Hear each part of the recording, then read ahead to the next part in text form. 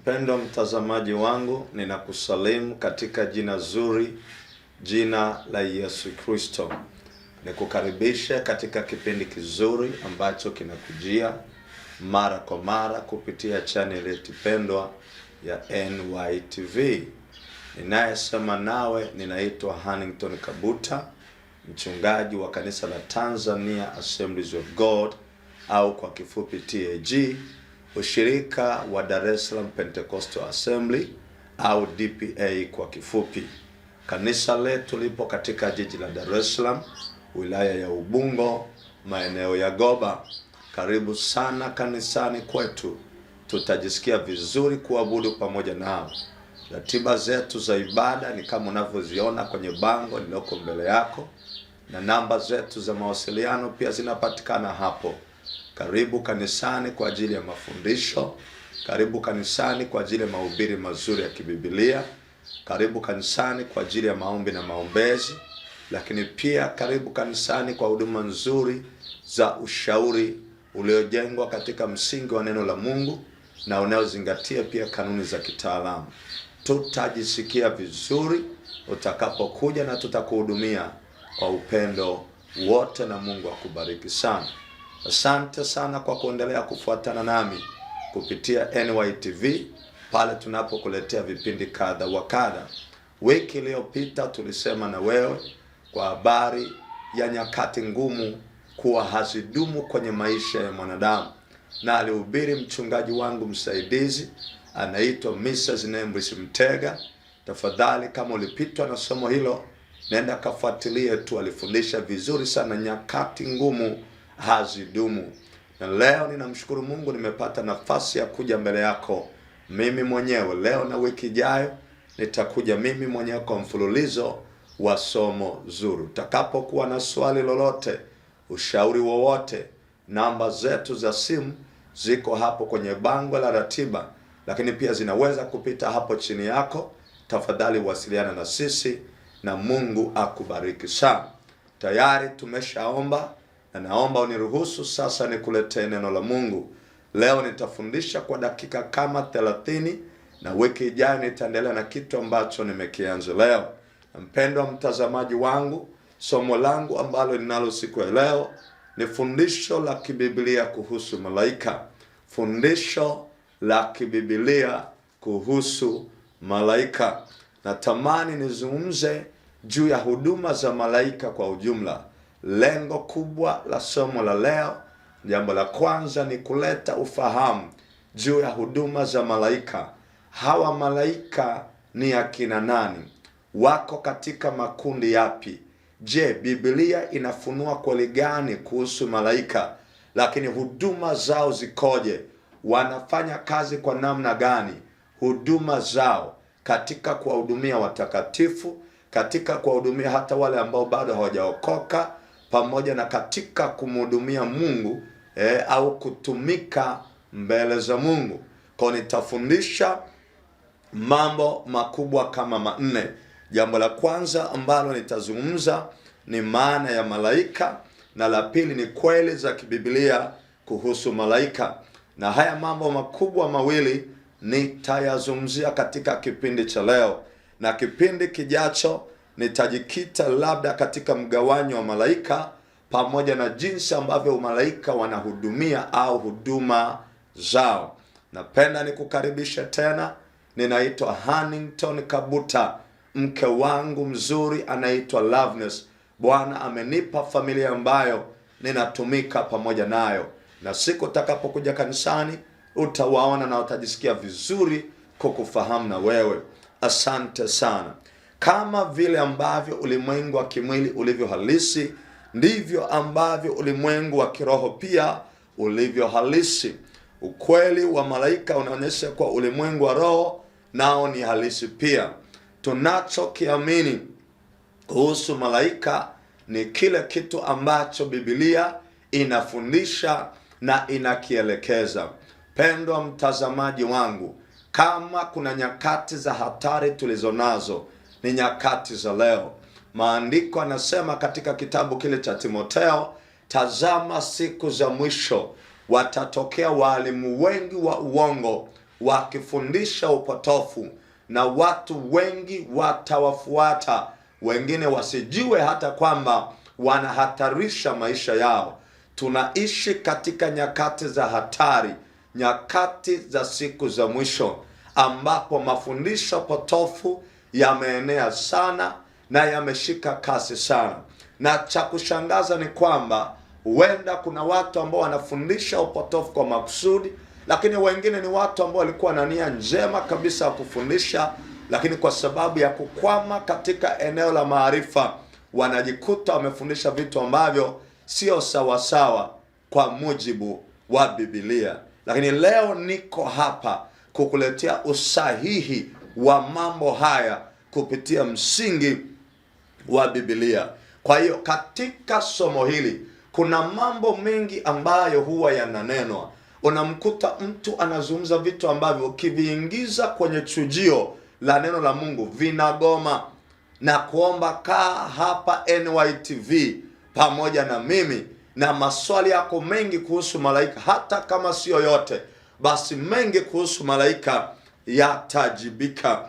Na nataka nikwambie hili ni fundisho la muhimu sana sana sana. Na jambo la kwanza ninalotaka kuanza nalo ni kutoa maana halisi ya neno malaika kwa mujibu wa somo langu siku ya leo.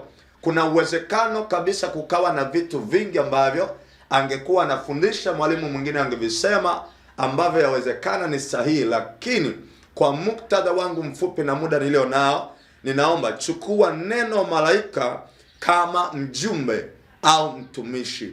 Means a messenger. Mjumbe, a messenger. Malaika maana yake mjumbe, malaika maana yake mtumishi. Sasa tunazo aina mbalimbali za namna ambavyo tunaweza kulitafsiri neno hili, na kuna mahali tunasema divine messenger na kuna mahali tunasema human messenger. Malaika ninayomaanisha mimi hapa leo, nataka nizungumzie ule upande wa divine, ule upande wa kiungu zaidi au wa uungu zaidi. Kwa hiyo malaika ni nani, au malaika ni viumbe gani? Malaika ni viumbe wa kiroho walioumbwa na Mungu, yaani hawakwepo tangu awali kama vile Mungu alivyo. Malaika ni viumbe wa kiroho walioumbwa na Mungu, hawakwepo tangu mwanzo. Mpendwa mtazamaji wangu, nataka uelewe jambo hili. Malaika kama wajumbe wa Mungu ni viumbe, manake wameumbwa, wana mianzo yao kutoka kwenye mikono ya Mungu mwenyewe. Malaika wana mwanzo kutoka katika mikono ya Mungu, manake waliumbwa na Mungu ili wamwabudu, wamtumikie pamoja na kuwatumikia watakatifu. Malaika ni sehemu ya uumbaji wa Mwenyezi Mungu. Neno la Mungu linasema katika Nehemia ile sura ya 9 mstari wa 6 Ezra akasema, wewe ndiwe Bwana, wewe peke yako, wewe ulifanya mbingu, maana yake uliziumba mbingu za mbingu pamoja na jeshi lake lote, dunia na vyote vilivyomo, bahari na vitu vyote vilivyomo, nawe unavihifadhi vitu hivi vyote, na jeshi la mbinguni la kusujudu wewe. Anasema katika kitabu cha Nehemia sura ya 9 mstari wa 6, wewe ndiwe Bwana, wewe peke yako, wewe uliziumba mbingu za mbingu pamoja na jeshi lake lote, yaani wote walioko mbinguni, malaika wa kila namna, kila rank, waliumbwa na Mwenyezi Mungu. Na anaendelea katika Waebrania sura ya 1 mstari wa 13 mpaka wa 14, ambalo ni andiko tutakalo lisoma sana. Neno la Mungu linasema, lakini yule malaika yupi aliyemwambia wakati wowote, keti mkono wangu wa kuume, hata niwafanye adui zako kuwa chini, kuwa kiti cha miguu yako? Je, hao wote si roho watumikao, wakitumwa kuwahudumia wale watakao urithi wokovu? Napenda sana mstari wa 4, 14 anasema, je, hao wote si roho watumikao wakitumwa kuwahudumia wale watakao urithi wokovu? Kwa hiyo malaika ni roho, malaika ni viumbe walioumbwa na Mungu.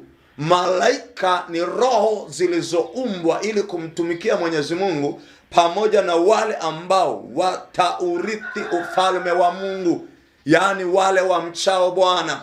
Kwa hiyo malaika ni viumbe, malaika hawakwepo tangu awali, ni viumbe ambavyo vimeumbwa na Mungu ili kumtumikia Mungu pamoja na watu wake. Pendwa mtazamaji wangu, nazungumza habari ya malaika. Malaika ni viumbe wa aina tofauti na wamepewa nafasi ya kimbingu na wanaishi mbinguni pamoja na Mungu, huku akimtumikia Mungu pamoja na watu wake. Na ingawa makazi yao originally yako mbinguni, lakini utendaji kazi wao unawaleta mpaka duniani. Kama ambavyo tutajifunza wiki ijayo, moja ya kazi ya malaika ni kupeleka jumbe mbalimbali ambazo wametumwa na mbingu kupeleka kwa watakatifu. Tunaona kama malaika Gabriel anapeleka habari kwa Bikira Mariamu. Tunaona kama malaika Mikaeli anafika mahali anamtetea, anapambana na nguvu za giza angani au hewani, ili mwisho wa siku malaika Gabriel afikishe ujumbe wake kwa Daniel.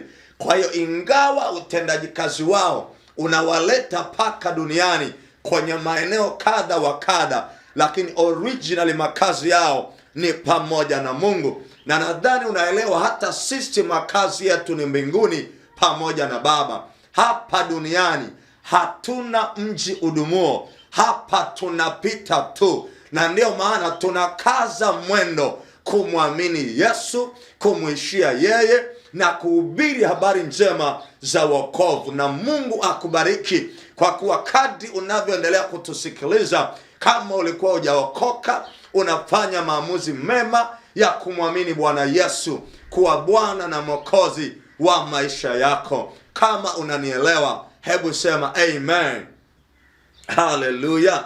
Lakini pia Mtume Paulo anatufundisha kwamba Mungu aliumba vitu vyote vinavyoonekana na visivyoonekana, vilivyopo hapa duniani na kule mbinguni, vikiwemo malaika. Anasema katika Wakolosai 1:16, na hili jambo linatukumbusha kwamba malaika ni viumbe wa Mungu. Sasa ninapotaka kuendelea mbele, nataka tu uelewe, Mungu ndiyo aliyewaumba malaika kwa kusudi lake, kwa mpango wake, kwa mambo aliyoyaona yeye mwenyewe yanafaa. Nataka niende katika jambo kubwa la pili, ambalo ndilo nitakalomaliza nalo siku ya leo. Kumbuka na kufundisha somo nyeti sana. Mimi pia ni mmoja wa walimu katika vyuo vya Biblia. Nimefundisha baadhi ya vyuo vya Biblia vilivyo vya kanisa langu zuri, vya Tanzania Assemblies of God, pamoja na vyuo visivyo vya TAG, mfano chuo kama cha ICM, African Theological Seminary.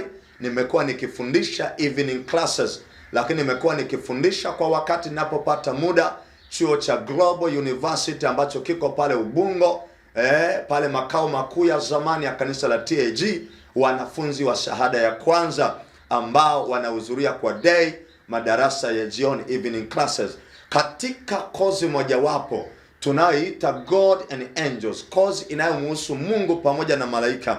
Hili ni somo la muhimu sana na nimeona nikuletee, na ndiyo maana leo nataka nikujie kwa lugha ya uwalimu zaidi, ili kuondoa maswali kadha wa kadha ulio nayo. Na Mungu akubariki sana. Wewe ni mwanafunzi mzuri, wewe ni mtumishi wa Mungu, unafanya jambo la maana kukaa hapa ndani ya nusu saa hii pamoja na mimi. Na mimi ninapokutazama wewe, ninapokufundisha wewe, siwekezi tu kwako, na tazama na wale watu walioko nyuma yako, kwa sababu maandiko yanasema katika Timotheo wa pili sura ya 2 mstari wa 2, na yale mambo mazuri uliyoyasikia kwangu uwatafute watu wengine waaminifu, uwafundishe mambo hayo, na wao pia wakawatafute wengine waaminifu, wakawafundishe mambo hayo. Na cheni hiyo haita katika leo wala kesho, inaendelea, Kwa hiyo wewe ni mtumishi wa Mungu.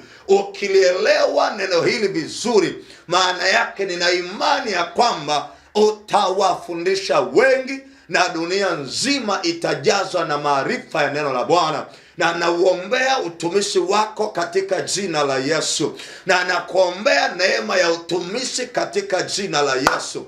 Mwaka huu na majira haya, utumishi wako hautabaki kama ulivyo. Namuona Mungu akikupa hatua nyingine katika jina la Yesu, na Roho wa Bwana atakaa juu yako na kukupeleka katika viwango ambavyo haujawahi kuviwaza wala kuvifikiria. Na kila mtu atakayesikia na kuona utumishi wako atasema hakika ya kwamba wema wa Mungu uko juu ya mtu huyu. Nataka nikwambie, Mungu ana mpango na wewe, na amewekeza ndani yangu moyo wa kulea vipawa na karama, moyo wa kulea huduma mbalimbali. Wewe ni mwalimu, wewe ni mchungaji, wewe una huduma yoyote ndani yako. Mungu amenipa mzigo, amenipa passion maalum kwa ajili ya kushughulika na wewe.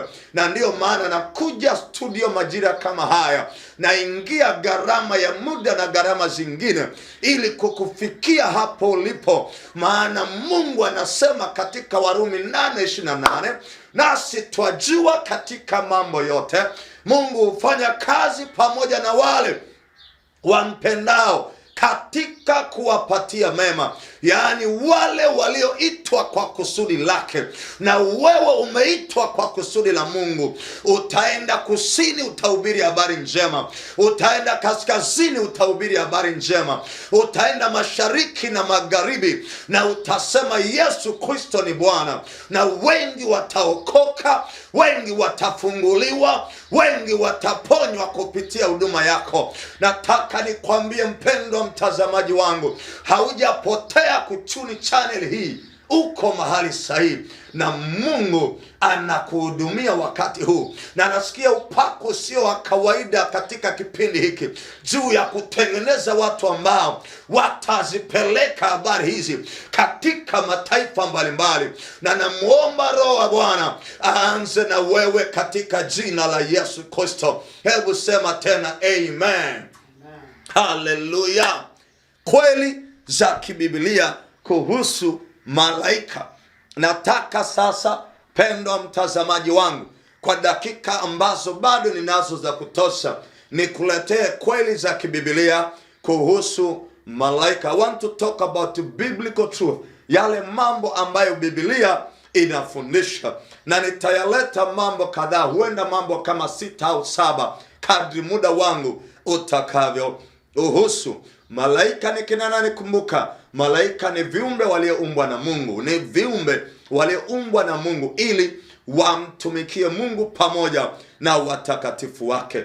Na sasa andiko letu mama ni lile ambalo tumesoma katika Waebrania ile sura ya 1 mstari wa 13 na wa 14, unaosema, je, hao wote si roho watumikao wakitumwa kuwahudumia wale watakao urithi wokovu? Na sasa katika kweli hizi za kibiblia kuhusu malaika, ya kwanza kabisa inasema malaika wanatajwa katika maandiko matakatifu. Malaika wanatajwa katika maandiko matakatifu. Angels have been mentioned in the Bible. Yani somo la malaika linapatikana katika kurasa za Biblia. Malaika wanatajwa katika vitabu 34 vya Biblia, na wanatajwa mara 275 katika Biblia yote. Hata Kristo mwenyewe alifundisha kuhusu malaika wakati wa huduma yake hapa duniani. Unaposoma kitabu cha Mathayo sura ya 18 mstari wa 10 na ile Mathayo sura ya 26 mstari wa 53, Yesu mwenyewe kwa kinywa chake anazungumza habari ya malaika. Anasema, hamjui ya kuwa ninaweza kumwambia Baba yangu wa mbinguni akatuma jeshi la malaika? Na wakati mwingine wanafunzi wake wakaenda kwa Yesu, wanauliza habari ya kuoa na kufa, alafu mke akarithiwa na mdogo wa mtu, alafu na yule akafa, mwingine tena akarithi, mume akafa na mwingine tena akarithi. Wanauliza, tukifika mbinguni yule mwanamke atakuwa mke wa nani? Yesu akajibu akasema, mnapotea kwa kuwa mjui maandiko, kwa kuwa mbinguni hakuna swala la kuoa wala kuolewa, wote tutakuwa kama malaika.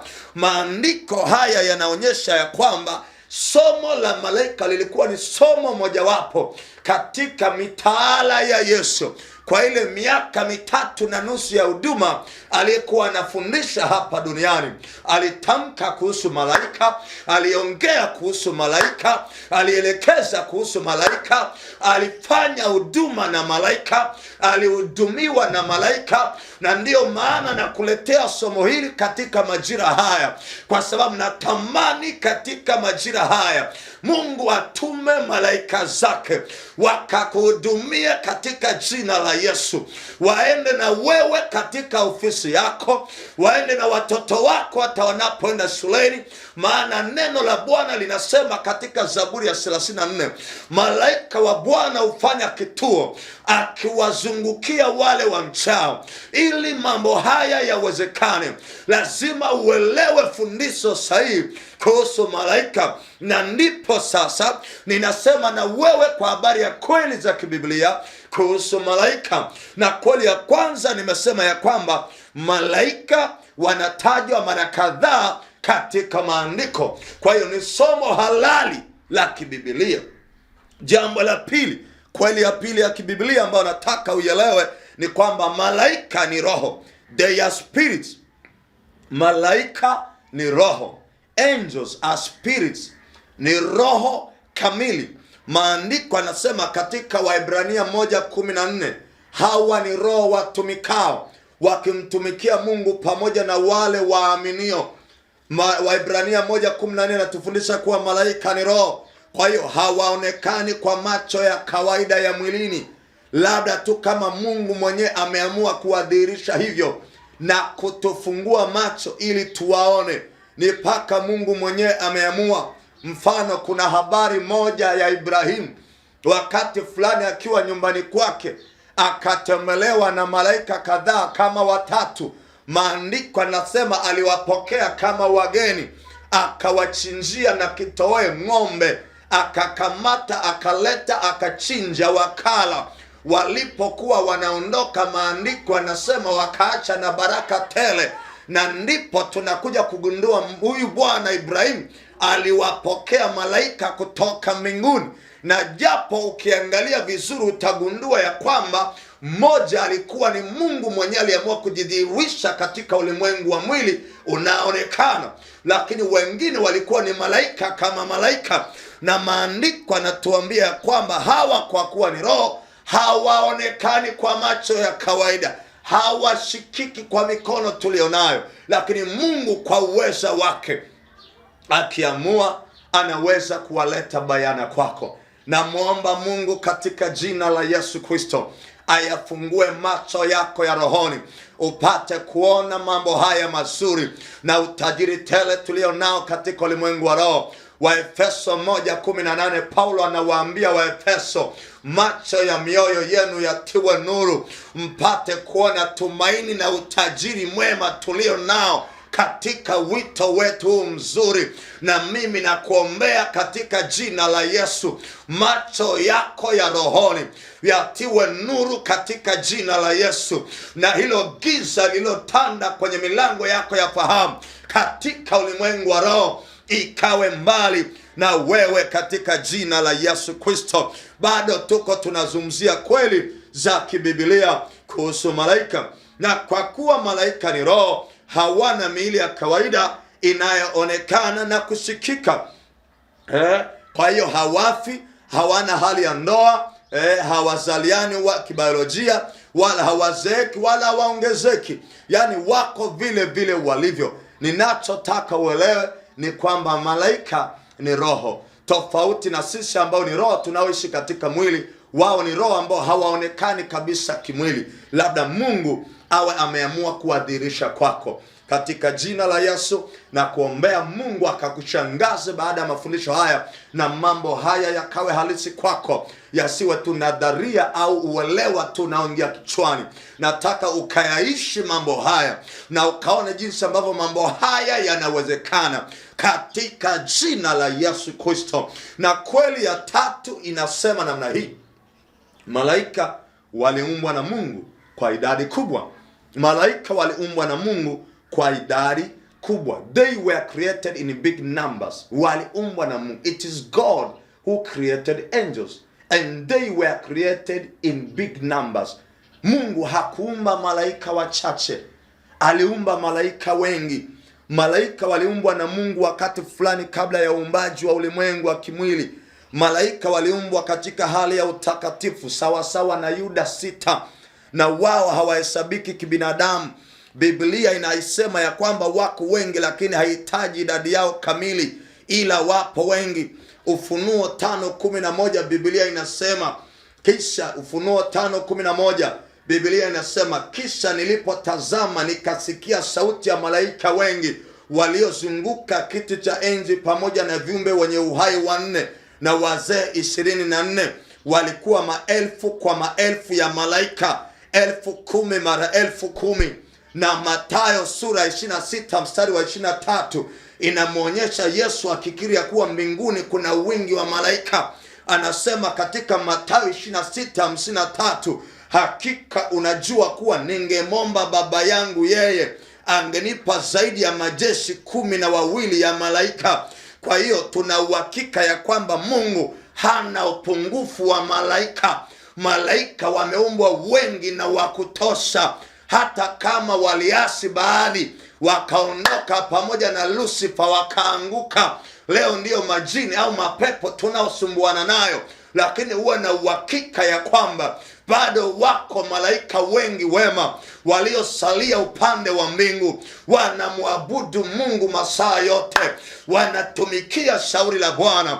Ninapowaza jambo hili, mpendwa mtazamaji, ya kwamba tunalo jeshi kubwa la malaika, moyo wangu unapata ujasiri, moyo wangu unapata amani, moyo wangu unapata nguvu mpya ya kwamba walioko upande wetu ni wengi kuliko walioko upande wa adui.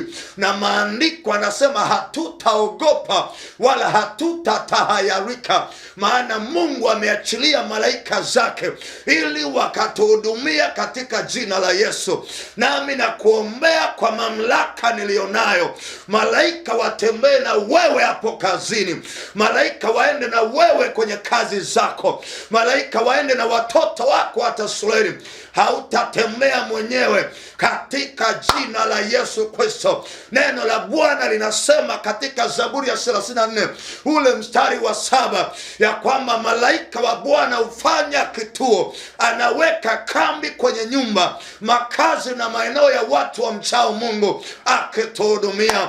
Na kuombea katika jina la Yesu, na muomba Mungu wa mbinguni akakukumbuke katika mgao wake wa kutuma malaika wakawahudumia watakatifu katika jina la Yesu. Neno la Bwana linamwonyesha mtu mmoja anaitwa Petro katika kile kitabu cha Matendo ya Mitume sura ya 12. Petro alikuwa gerezani na kanisa la mwanzo likadumu kuomba ya kwamba Petro apate kutoka gerezani. Maandiko anasema wakamomba Mungu vya kutosha, na Mungu akatuma malaika wake akamtoa Petro gerezani. Na ndipo ambapo alipotoka gerezani, wakati ameenda kugonga kwenye ile nyumba waliokuwa wanaomba, maandiko anasema ya kwamba yule binti mmoja anaitwa Roda akasema, nimemwona Petro. Wakakataa, wakasema labda malaika wake. Na hapo panazua fundisho ambalo lina utata. Kuna watu wanadhani kila mmoja ana malaika wake. Hapana, hakuna malaika permanent kwa ajili ya mtu fulani. Mungu ana jeshi la malaika wengi. Hakuna malaika aliyeandikwa jina lako ambaye atatembea na wewe throughout maeneo yote. Hapana, ni Mungu mwamuzi wa mwisho. Analo jeshi la malaika. Ni kama leo askari polisi ndani ya Jamhuri ya Muungano wa Tanzania watatolewa walinde na wafanye huduma katika maeneo mbalimbali. Hili fundisho la kwamba kila mtu ana malaika wake halijakaa vizuri na halina mlingano mzuri wa kibibilia, bali Mungu anao malaika wengi wa kutosha, anawaachilia kuwahudumia watakatifu kama yeye atakavyo. Nimebakiza dakika zangu 3 za mwisho, nataka nimalize pamoja na wewe. Ninachotaka nikwambie, Mungu anao malaika wengi kwa ajili yako. Lakini kweli ya 4 nayotaka uelewe, malaika wana akili, hisia na utashi. Yaani wana akili, hisia na utashi. Wanaelewa yale wanayofanya, wanaelewa yale wanayotekeleza, wana maamuzi yao binafsi, free will. Lakini pia malaika hawa wana hisia, wana uwezo wa kufurahi au kuchukia. Maandiko anasema ni furaha mbinguni mwenye dhambi moja akitubu. Maana yake Mungu anafurahi, na jeshi la malaika wana uwezo wa kufurahi pamoja na Mungu. Lakini tukifanya ndivyo sivyo, hawafurahi. Ninapomalizia kweli hizi, kweli ya 5, malaika hawaoi wala kuolewa, hawazaliani wala kuongezeka. Kwa sababu gani? Kwa kuwa hawana jinsia na miili kama wanadamu, basi wao hawazaliani wala hawaongezeki, pia hawaoi wala kuolewa. Wao wako vile vile siku zote. They are fixed in numbers. Marko 12:25, Yesu alifundisha hili pale aliposema wafu watakapofufuka hawataoa wala kuolewa, watakuwa kama malaika mbinguni. Mungu ameweka limit katika eneo hili. Nataka tuelewe, ili mwisho wa siku shuhuda zinazotembea mtaani sio sawa. Mwingine anasema mimi nimeolewa na jini, mimi nimeolewa na mapepo. Nataka nikwambie hakuna kitu kama hicho. Mapepo tunayoyaona leo yalikuwaga malaika wema wakaasi. Kama malaika haoi wala kuolewa, basi ujue na mashetani, mapepo, majini hayana hali hiyo.